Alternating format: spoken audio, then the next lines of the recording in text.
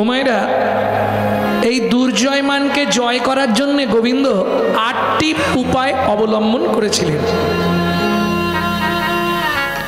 সাম, ভেদ, দান, নতি, রসান্তর, ক্রিয়া, উপেক্ষা। লাস্টে মিলনের জন্য একটা পথ অবলম্বন করেছিলেন। 7টি ভাবে, 7 রকম ভাবে নায়িকার মান ভাঙানো যায়। মান কেন হয়েছিল এটা তো আপনারা জানেন। কি নিয়ে অশান্তি? একজনকে কথা দিয়ে আর একজনের ঘরে রাত কেটে, তাই তো? রাধারানীকে কথা দিলেন, ইশারা করে সঙ্গে বলাই দাদা, কত চাপ। আর এটা কিছু মনে করলে হবে না, যার সঙ্গে যার ভাব বদন দেখলেই লাভ। কেউ বুঝতে পারল না, ইশারা হয়ে গেল।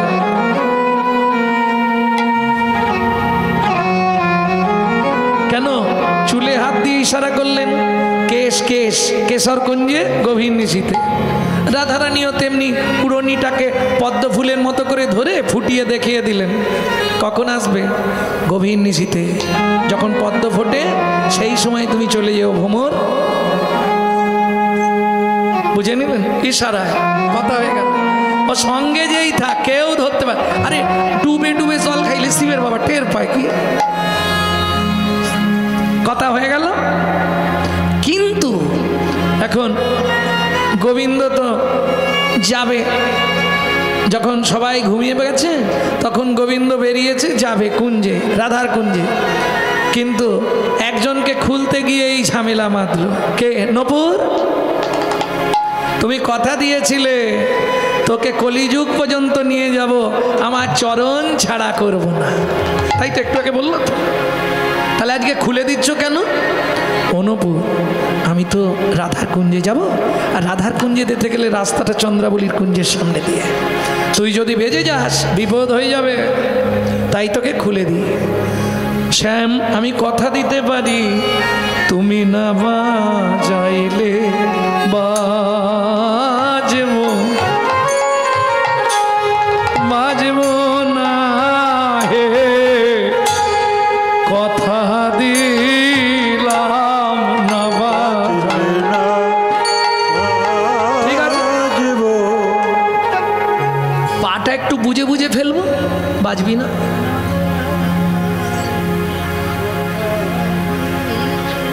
তাহলে তো বাজবে না। কি পা যদি ধরে ফেলি ও বাজবে না? না, এ কি সিঁড়ি নাকি? রাস্তা তো। আমি পা ফেলবো, 1 ফোঁটা বাজবে না। দেখুন মাইক ছুঁই দিন, 1 ফোঁটা বাজবে না। তুমি না বাজালে আমি বাজবো। কিন্তু গোবিন্দ ভাবছে পা না নাড়ালে এই কথা বলছে নপুর। নপুর তো অত বোকা নয়, 42,000 বছর সাধনা করে নপুর হয়েছে, করম চালাক ছেলে। কে? এখন গোবিন্দ তো যেতে যেতে মনে নেই, ফুঁক মেরে দিয়েছে। যেই ফুঁক মেরে দিয়েছে সেও ঝুনঝুন করে বেঁচে গেছে। গোবিন্দ বললে, তুই যে বলেছিলি না বাজালে বাজবো না, বলে তুমি বাজালে কেন বলো শ্যাম? বাজালে কেন বলো শ্যাম? বাজালে কেন বলো শ্যাম? বাজালে কেন বলো শ্যাম? আমি কথা দিয়েছিলাম তোমায়, তুমি বাজালে কেন বলো শ্যাম? আমি কথা দিয়েছিলাম ওগো শ্যামে, তোমায় বাজালে কেন বলো শ্যাম? তোমাকে আগেই বলেছিলাম তুমি বাজাবে না, তুমি বাজালে কেন? কই আমি তোকে বাজালাম? তোকে কি আমি নাড়িয়েছি? বলে আমি তো ও কথা বলিনি, তুমি বাজালেই আমি বাজবো। আমি কি বলেছি তুমি পা নাড়ালে আমি বাজবো? তুমি বাজালে বাজালে বাজালে বাজালে, শুধু বাজালে নয়, তুমি বাজারে বাজালে, বাজারে বাজালে, তুমি বাজারে বাজালে, তুমি বাজারে বাজালে। সাধুর বাজারে যদি বাজিয়ে দাও, তারা কি করবে? সাধুরা সঙ্গে সঙ্গে 2 বাহু তুলে বলবে নিতাই গৌর হরি হরি বল। তুমি যদি বাঁশিটা বাজাও, আমি থাকবো কি করে? অনুপুর, কি করলি তুই বলতো? বেজে গেলি। গোবিন্দ, দুঃখ পেও না, তোমার বাঁশির সুরে পাগল হলো মন। তোমার বাঁশি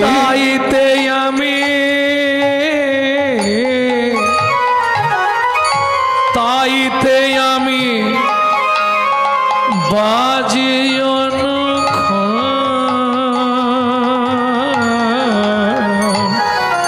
তোমার বাঁশির সুরে পাগল হলো তোমার হলো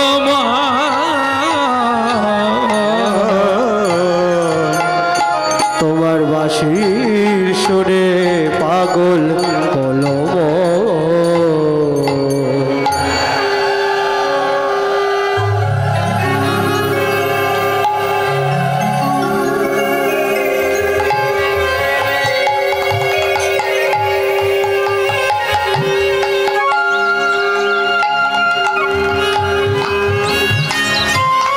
নাম যেমন মিষ্টি, লোকটাও কিন্তু মিষ্টি, জানো। সারা বছর কোথায় আছেন বাবা? কি করছেন বাবা? সাবধানে থাকবেন। সেবা হয়েছে? মোটামুটি ফোন করে করে খবর নিতেই থাকবে। আর নামটা তো একটু মিষ্টি না, মতি লাল, মানে বুঝছো? ওর কোনো দিকে মতি নেই, মতি লালে। লাল মানে বুঝো কোন লাল? নন্দলাল, मेरो नंद लाल, तो मोती लाल। मतीटा सब समय लालार चरणे। प्रेम से बोलो चैतन्य महाप्रभु की। कृष्ण पदे मती, कृष्ण पदे गति, ए হচ্ছে জীবনের কোটি জন্মের সৌভাগ্য। আর কোটি জন্মের যদি হয় সৌভাগ্য, বিষয় ছেড়ে তবে হয় বৈরাগ্য। বুঝা গেল? পূর্ব এই যে আপনারা হরিনাম শুনছেন, এটা অল্প ভাগ্যের কথা নয়, এটা পরীক্ষিত মহারাজের আসন। এই আসনে সবাই বসতে পারে না। আপনাদের গ্রামের যত লোক সবাই চলে এসছে না, সবাই আসতে পারবে না। কারো পেট কনকন করছে, শুয়ে আছে। কারো মাথার যন্ত্রণা, কি হয়েছে তোমার? কারো মাথার যন্ত্রণা হয়েছে, আসছিল ফিরে পালিয়ে গেছে। কারো বর ফোন করেছে, গরম ভাত করো আমি যাচ্ছি। কারো ঘরে ভয় যদি চুরি হয়ে যায়। সবার জন্য নয় গো। পূর্ব জন্মের যদি এক লাভ স্বীকৃতি রয়, তবে তার ভাগ্যে একদিন হরি নাম হয়। এ অল্প ভাগ্যের কথা নয়। তুমি চাইলেও হবে না। Man proposes but god disposes. মানুষ ভাবে এক, ভগবান করান আর এক। তার ইচ্ছায় জগৎ চলে, লোকে নানান কথা বলে, তার ইচ্ছা ব্যতীত একটা পাতা নড়বে না। কিন্তু আজকে তারই ভোলা মন হয়ে গেছে, ভুল করে বাঁশিতে ফুঁক মেরে দিয়েছে, আর যেই ফুঁক মেরে দিয়েছে ব্যাস এ তো ঝুনঝুন করে বেজে গেছে। আর যেই বেজে গেছে, খুব সংক্ষেপে বলে দিই, এগুলো আপনারা জানেন। যেই বেজে গেছে, চন্দ্রাবলী পদ্মাকে ডেকে বললে, পদ্মা ওই শোন, কে বাজা কে বাজা কে বাজা কে বাজা, আমার মনে হয় কে বাজা কে বাজা বধূ হে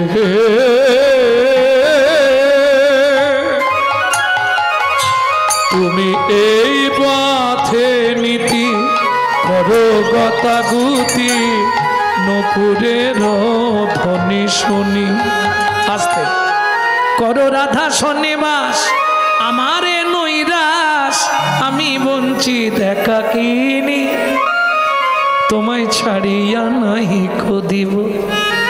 হিয়ারো মাঝারে পরানো যেখানে, সেখানে তোমারে থবো। থবো মানে রাখবো। হ্যাঁ, এটা হচ্ছে ব্রজবুলি ভাষা।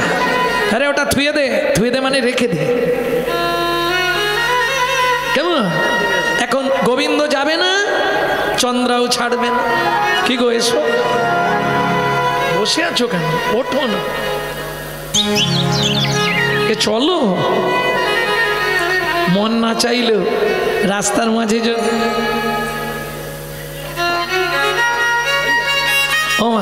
মন না চাইলেও রাস্তার মাঝে যদি কোনো মেয়ে ছেলে এইভাবে হাত ধরে টানে, চলো না,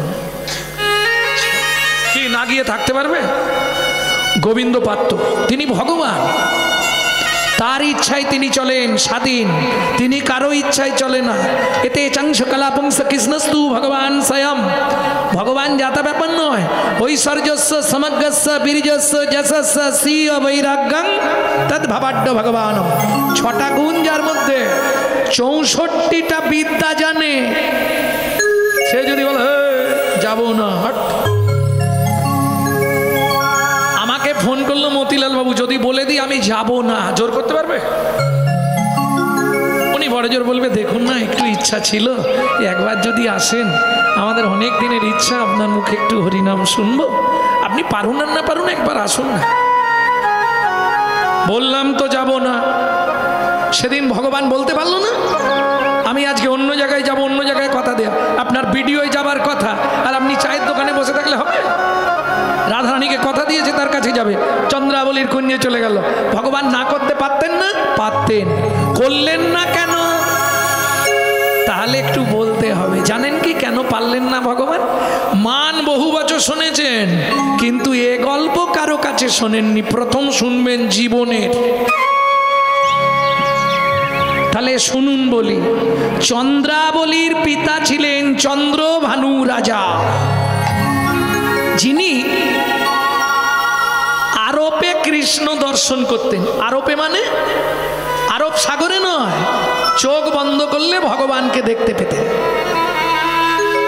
তা ভগবান একদিন চন্দ্রভানু রাজা বনে বসে সাধনা করছে, ভগবান আজকে সরাসরি এসছে চন্দ্রভানুর সঙ্গে দেখা করতে, ওর তো চোখ বন্ধ। আবার জলও দিচ্ছে, ভালো ব্যবস্থা আছে। এখন দেখতে এসছে, দেখি আমার ভক্ত কিরকম সাধনা করছে। এর তো চোখ বন্ধ, এ তো ভগবানকে দেখতে পাচ্ছে না, এ দেখছে ভগবানকে আরোপে। আরোপে মানে মনন করে মনে মনে স্বরূপটা দর্শন করছে ভগবানের। যেই চোখ খুলেছে দেখে কৃষ্ণ দাঁড়িয়ে আছে, ব্যাস। এইবার কৃষ্ণকে কেউ যদি সামনে থেকে দেখে, ওমা, তার ইচ্ছা হবে না একবার গিয়ে জড়িয়ে ধরি, নালে চরণটা ধরি, ইচ্ছা হবে না? উঠে পড়েছে চন্দ্রভানু রাজা, কৃষ্ণ, জীবনে আমার প্রতিজ্ঞা ছিল তোমাকে একবার আমি জড়িয়ে ধরবো, দাঁড়াও কৃষ্ণ। ভগবান বলে, আমাকে অত সহজে ধরা যায়নি। কি ধরা না দিলে কি ধরা যায়, বলে শ্যামরাই, ধরা না দিলে কি তারে ধরা যায়। সে যে ধরার ধরা অধরা মোদের শ্যামরাই, সে যে ধরার ধরা অধরা মোদের শ্যামরা, ধরা না দিলে কি তারে ধরা যায়, তারে ধরা যায়, তারে ধরা ধরা না দিলে ধরা যাবে? যেই ধরতে যায় গোবিন্দ ছুটে পালিয়ে যায়। এই দেখছে কৃষ্ণ এখানে, ধরতে গিয়ে দেখছে ওমা ওদিকে চলে গেছে। বুঝতে পারছে না ধরতে হবেই আজকে, এরও খুন চেপে গেছে মাথায়, ইচ্ছা ধরবো, তোমায় ধরে আমি জগৎকে দেখাবো, আজ তোমায় আমি ধরবো। ভগবান বলছে চেষ্টা করো, অর্ধাৎ রাখে যায় কি ধরা। আস্তে মা যশোদা অত চেষ্টা করে গোবিন্দকে ধরতে পেরেছিল, যখন বলছে ও কানাই রে, আর আমি ছুটতে পারছি না, আর আমি পাচ্ছি না, তখন ভগবান মনে মনে ভাবলেন তাহলে মাকে ধরা দিই। সে যদি ধরা না দেয় তাকে ধরতে পারা যাবে? হরি বল। এখন চন্দ্রভানু রাজার মাথায় রাগ চেপে গেল, তোমায় ধরবই। আর ভগবান বললে তুমি চেষ্টা করে দেখো। কি করলো? এক সময় দুজনেই ছুটতে ছুটতে ভগবান উঠে গেলেন মলয়জ পর্বতে। চন্দ্রভানু রাজা মনে মনে ভাবলেন, পর্বতের উচ্চ শিখরে চলে গেলে আর তো পালাবার জায়গা নেই, তোমায় ধরা দিতেই হবে। উঠে যাই, কষ্ট করে চন্দ্রভানু রাজা উঠে গেল মলয়জ পর্বতে, কিন্তু দুর্ভাগ্য, কেন? অহংকার আর আভিজাত্যে নিজের জ্ঞান শূন্য হয়ে গেল চন্দ্রভানু রাজা। কৃষ্ণ তখন মলয়জ পর্বতের ওপর থেকে ভাসমান হয়ে গেছে, আর পর্বতে নাই। চন্দ্রভানু রাজা জ্ঞান শূন্য, ভাবলো কৃষ্ণ পর্বতের ওপরে। কৃষ্ণ যা ধরতে গেল মলয়জ পর্বত থেকে নিচে পড়ে গেল।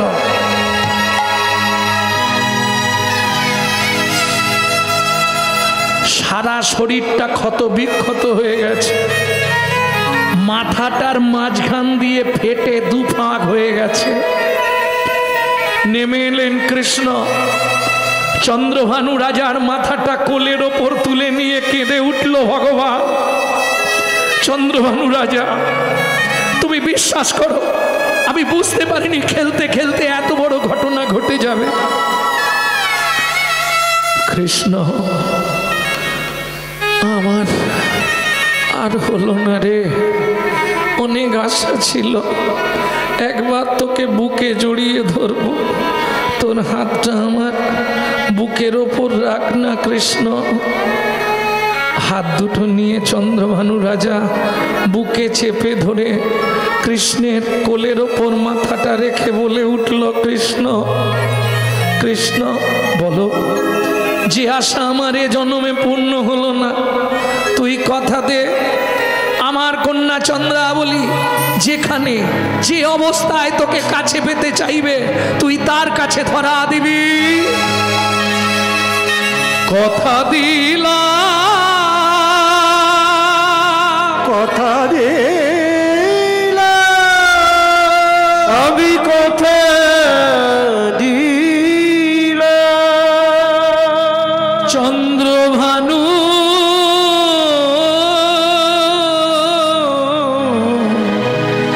তোমায় কথা দিলাম, তোমায় কথা দিলাম। তোমার কন্যা চন্দ্রাবলী, চন্দ্রাবলী যেখানে যেদিন যেভাবে আমায় চাইবে, যেভাবে আমায় চাইবে, আমি কথা দিলাম তারে ধরা দিব, তারে ধরা দিব। শান্তি পেলাম কৃষ্ণ, শান্তি পেলাম। বিদায় বিদায় কৃষ্ণ। ভগবানের কোলের ওপর মাথা রেখে রাজা চন্দ্রভানু শেষ নিঃশ্বাস ত্যাগ করলেন।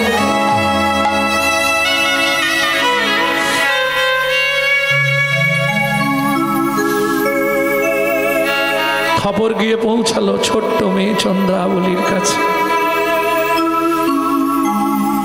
আছাড় খাছাড় কে কাঁদলে, কিন্তু ফেরানোর তো আর রাস্তা নেই। তার কিছুদিন পরে, বেশ কিছুদিন পরে এই ঘটনা ভগবানের মনে পড়ে গেল। সেদিন চন্দ্রভানু রাজার বুকে হাত রেখে কথা দিয়েছিলাম, তোমার কন্যা চন্দ্রাবলী যেদিন যেখানে যেভাবে পেতে চাইবে আমি তাকে ধরা দেব।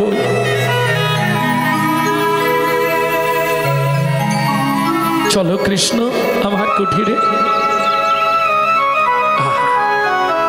ভগবান যেতে বাধ্য হলেন, কথা দিয়েছে তার বাবাকে।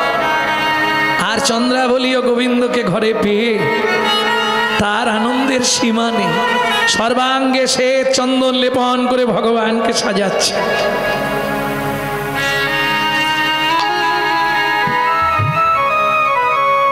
সুন্দর করে ভগবানকে সাজাচ্ছে। ভগবানও ওই আরাম পেতে পেতে, চন্দন তো ঠান্ডা, ঠান্ডাটা পেতে পেতে ভগবান ঘুমিয়ে গেছে। ব্যাস, ওদিকে কোকিল ডাকতে শুরু হয়ে গেছে। যেই কোকিল ডাকতে শুরু হয়ে গেছে ভগবান আর দেরি করলেন না, তাড়াতাড়ি উঠেছে। কি করলেন? চন্দ্রাবলী শোনে কুসুম শয়নে, চন্দ্রাবলী শোনে কুসুম শয়নে, সুখেতে ছিলেন শ্যাম, ওগো সুখে প্রভাতে উঠিয়া ভয়ে ভীত হইয়া আইলা রাধার ঠাম। এদিকে কি অবস্থা, কুঞ্জ সব ভেঙে ফেলেছে। সারা রাত আসেনি, সেজে গুজে রইলাম বসে, আর এলো না কপাল দোষে। কি হবে আর ভোরবেলা এসে কি হবে? কুঞ্জ সজ্জা সব উলট পালট করে ফেলেছে, ফুলের মালা টালা সব যমুনায় ফেলতে গেছলো, তবে যমুনা নেয়নি। গোবিন্দ সেবা হয়নি তো, প্রসাদ হয়নি, যমুনা নিল না, এনে এক কোণে সব জড়ো করে রেখে দিয়েছে। ললিতা ছুটে গিয়ে বললে, ওরাই সর্বনাশ হয়ে গেছে। কেন রে? বলাই দাদা আসছে। কেন বলাই দাদা আসবে এখন? তাহলে কি বধূর কোনো বিপদ হয়েছে? এইবার আর মান থাকে? ছুটে এসছে রাধারানী দ্বারে, যেই এসেছে আসন পেতে দিয়েছে। গোবিন্দ বলে, ভোরেও এত খাতির, রাত্রে এলে কি জানি কি হতো। যেই বসেছে, এখন দাদা মানে বুঝতে,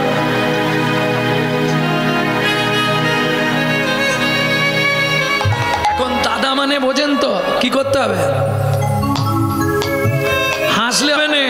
আগেকার দিনে বিধান ছিল নাভি মাপ করে ঘোমটা দিতে হবে। এটার নাম ছিল কুল ঘোমটা। কি ছিল নিমা? তারপরে এলো এই জায়গায় নাম হয়েছিল মান ঘোমটা। এখনের কথা আর বলবো নি কিছু। না না বলুন। একবারে খোপার নিচে সেফটিকিন ঘোমটা। নিতাই গৌর হরি বল। যে দেশে তেলো গোরা বদলে গেল সেসব ধারা, হাইরে করির উল্টো পাড়া, যাবার কালে হবে কি? বুঝলে না? এই দেখো তখনকার বাবা মাকে কি বলে ডাকতো? কি গো, এই শুনছো? কি হলো গো? ও গো, হ্যাঁ গো ডাকতো। তারপরে হলো বউ, ছোট বউ, বড় বউ, মেজ বউ, সেজ বউ, বউ বলে ডাকতো। শুধু বউ নয়, কিছু যোগ থাকবে। তারপর মা, কচির মা, খুকির মা, টেপার মা, টেপির মা। হাসছো কি? ছিল, জিজ্ঞেস করো, এই বুড়ি মায়েদের জিজ্ঞেস করো, বলে দেবে। এখন সব ডাইরেক্ট, কম্পিউটারের যুগ, ওসব কেউ কারো ধার ধারে না, সব ডাইরেক্ট। ও চৈতালি, কে গো বিশ্বজিৎ এলে?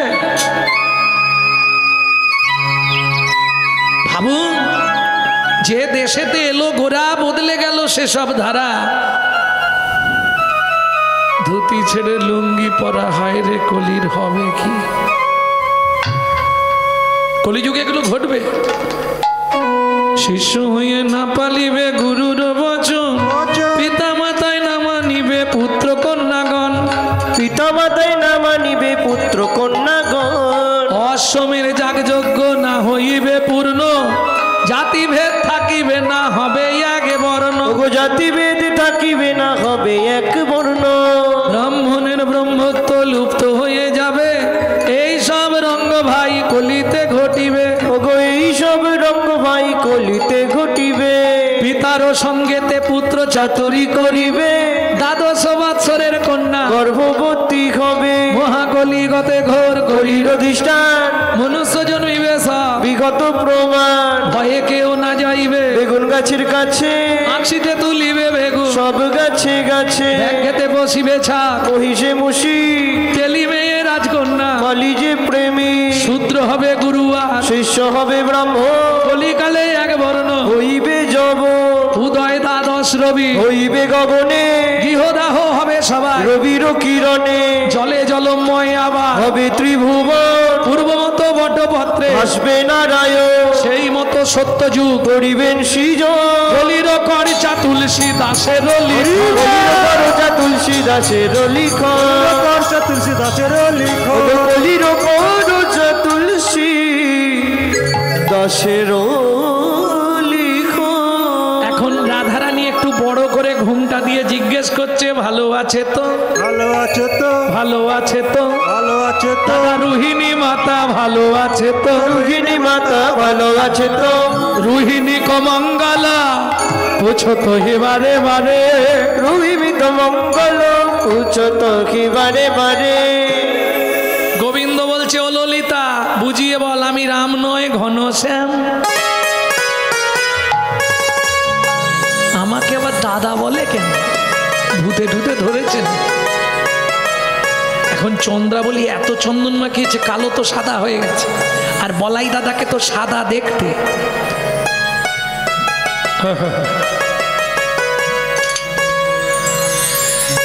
রাধারানী ওই জন্যে ভেবেছে বলাই দাদা। গোবিন্দ তো মুচকি মুচকি হাসকে নিচের দিকে মুখ, এক্ষুনি যদি জানতে পারে আমি শ্যাম বলরাম বলে বসতে দিয়েছে, শ্যাম জানলে এক্ষুনি অশান্তি শেষ। ললিতা আস্তে আস্তে বলছে, ললিতা আমি রাম নয় শ্যাম বটে, আমি রাম নয় শ্যাম বটে, রাম নয় আমি শ্যাম বটে। তুমি ঘনশ্যাম? হ্যাঁ, যেই বলেছে ঘনশ্যাম আঁচলে মুখ মেরি ও ধনী সহচরী চলে গেলা কুঞ্জের ভিতরে। রাধারানী আজ মানা শোনে, ঘরে ঢুকে গেলেন আর কুঞ্জের ভেতর পালিয়ে গেছে, আর কথা। ললিতা, ও ললিতা, ভালো হয়েছে জানিস? বলি ভালো হলো আরে বধূ আইলে সকালে, ওগো ভালো হলো আরে বধূ আইলা সকালে। বলি প্রভাতে রিনু মুখ, বলি প্রভাতে ঋণ মুখ, আমার দিন যাবে ভালে, ভালো হলো আরে বধূ আইলে সকালে।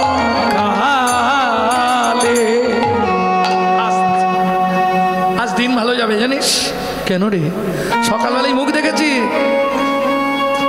ওমা, একটু আগে একটা কবির একটি গান গেয়েছিলাম, আবার তার আগে একটা গান শোনাবো, অপ্রচলিত গান। তবে সুনীলকে অনুরোধ করব, এই গানগুলো অন্তত ছাড়বে না, এই গানগুলো একটু কেটে রাখতে হবে, কারণ এইগুলো বেরিয়ে গেলে না মুশকিল।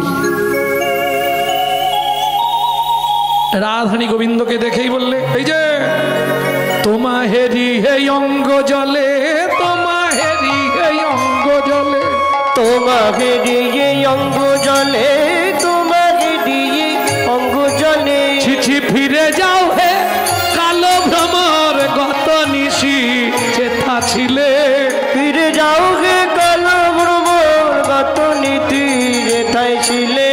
তোমা হেরি হে অঙ্গ জলে।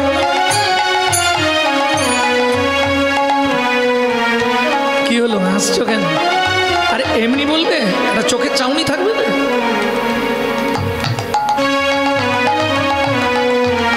শোনো শোনো রসময় এলে কেন এ অসময়, শোনো শোনো রসময় এলে কেন এই অসময়। পদটা একটু মন দিয়ে শুনুন, খুব মজার কথা।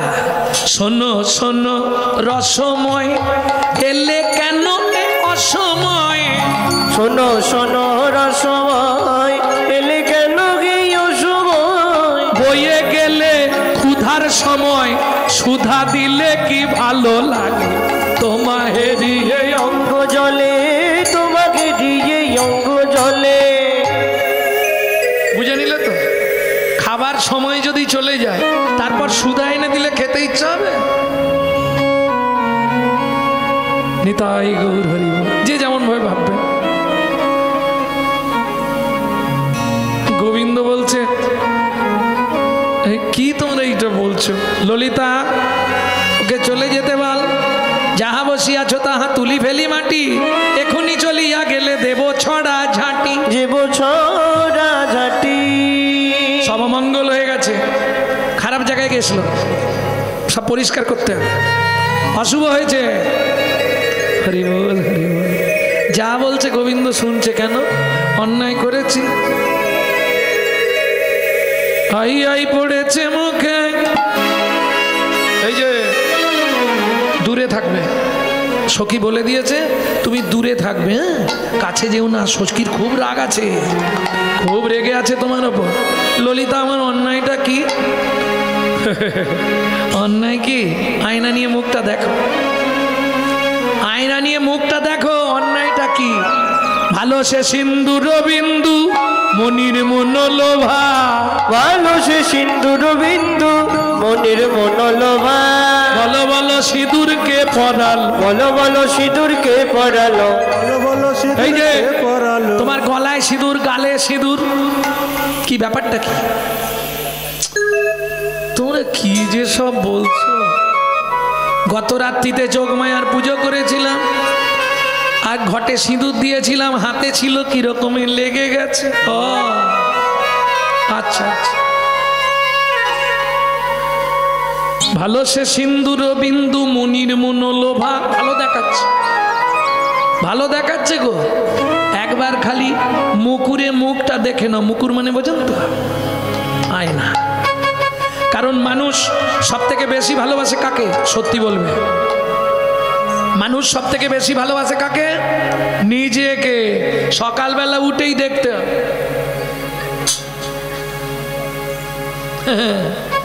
উঠলেই ঘুম ভাঙলে আগে মুখ দেখতে হবে। দেখতে হবে না আমি ঠিকঠাক আছি তো, না বদলে গেছে কিছু।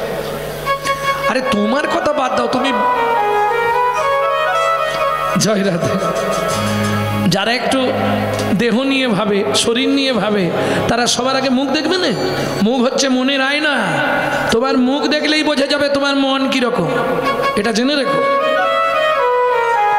মুখ হচ্ছে মনের আয়না। তোমার মন কেমন আছে মুখ বলে দেবে।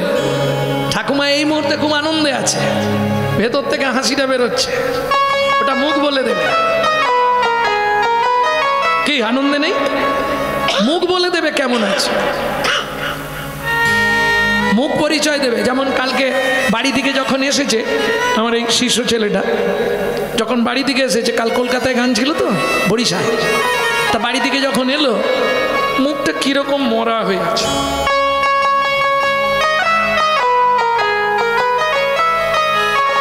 মানে আজ তোমার মনে হচ্ছে মনটা ভালো নেই নাকি? কিছু বলছে না। তা আমি বুঝে গেলাম দুটো কারণ, হয় অশান্তি আর না হয় পেট কামড়াচ্ছে। মুখে ধরা পড়ে যাবে। মুখ হচ্ছে মনের আয়না, মুখ দেখলেই বোঝা যাবে। ভক্তমণ্ডলী, ভক্তিমতী মায়েরা, তা ললিতা বলছে একবার মুখটা দেখে নাও না, তাহলেই তো বুঝে যাবে কেন রাই রেগে যাচ্ছে। ভালো সে সিন্দুর বিন্দু মনির মনোলোভা, ও না গো গণ্ডকে কর জলদাগ কি মাথার শোভা। গন্ধকে কর জলধার কি বাবালে শোভা।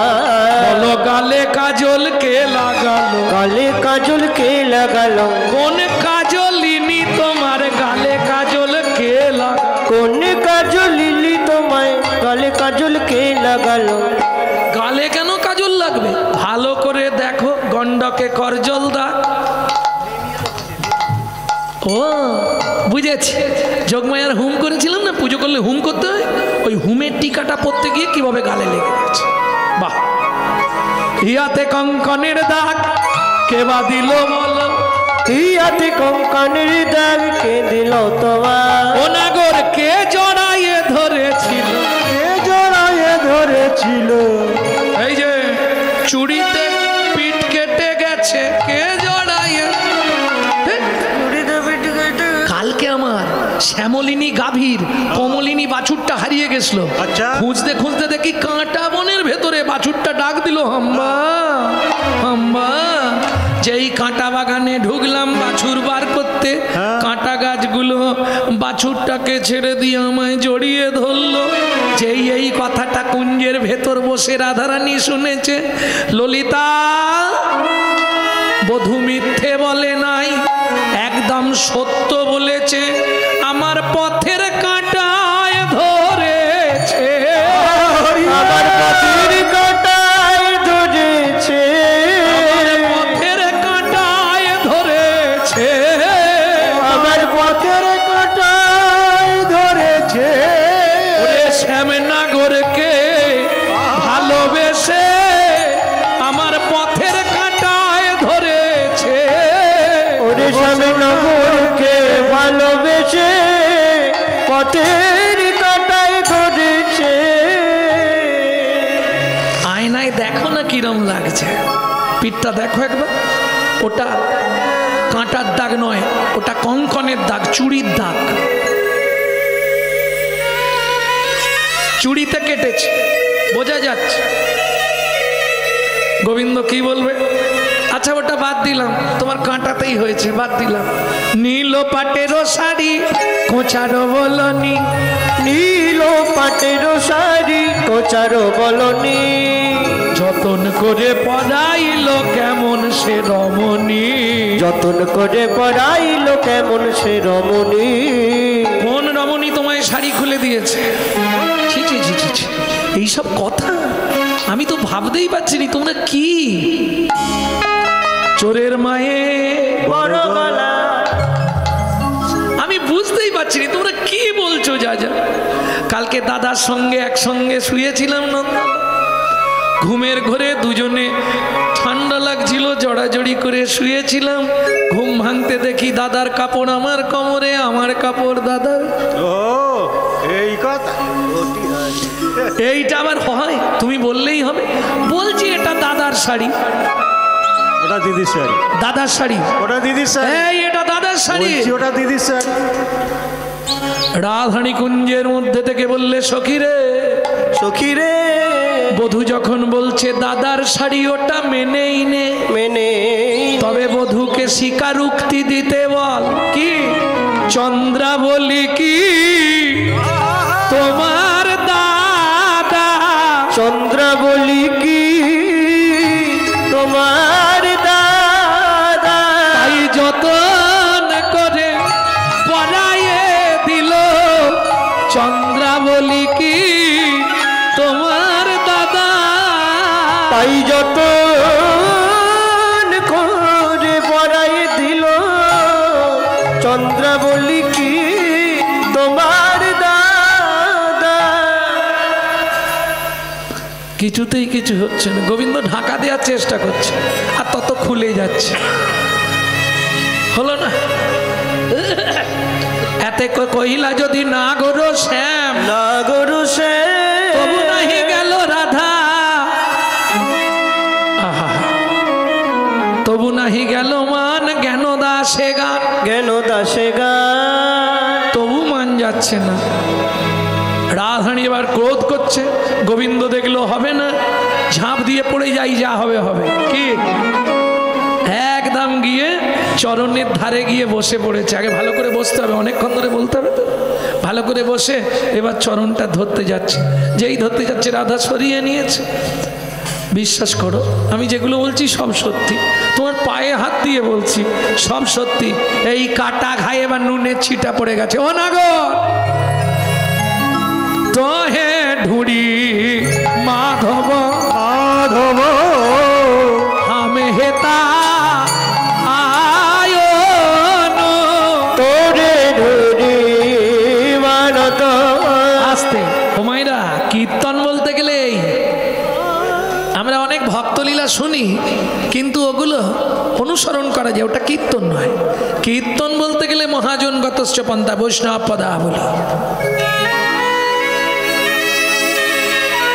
যেটা মহাপ্রভু শুনতেন গম্ভীরায়। চণ্ডীদাস বিদ্যাপতি রায়ের নাটকগীতি নিশি নিশি করে আস্বাদ। মহাজন গতশ্চ পন্থা, মহাজনের পদাবলী না শুনলে লাভ নেই। এই শোনো, সাবধানে যেও, যুগল না দেখে চলে যাচ্ছ তো, সাবধানে যেও। না বিপদ হলে আমাকে দোষ দিতে পারে তো। ঘরের যুগলে গন্ডগোল বেঁধে গেলে কি করবে? রাস্তা নেই, যুগল না দেখে গেলে ঘরের যুগলে গন্ডগোল লাগবে। এখন গোবিন্দ তো মলম দিচ্ছে, প্রবেশ দিচ্ছে, অনেক চাপা দিচ্ছে। ঠিক সেই সময় এক ভদ্র মহিলা এসে ঢুকে পড়েছে। ও মাধব, তোহে ঢুড়ি মাধব হাম হেতা আয়নু। কে? চন্দ্রাবলীর প্রিয় সখী পদ্মা। সেইটা কোথায় রেখে এলে? সেইটা কোথায় রেখে এলে? রেখে এলে না নিয়ে এলে? এটা কোথায় রেখে এলে? ওগো রেখে এলে না নিয়ে এলে? তোমার রাধা রানীকে পরাবে বলে রেখে এলে না নিয়ে এলে? হরি বল। পড়াবে বলে রেখে এলে না নিয়ে এলে? এইটা কোথায় রেখে এলে এইটা কোথায় রেখে এলে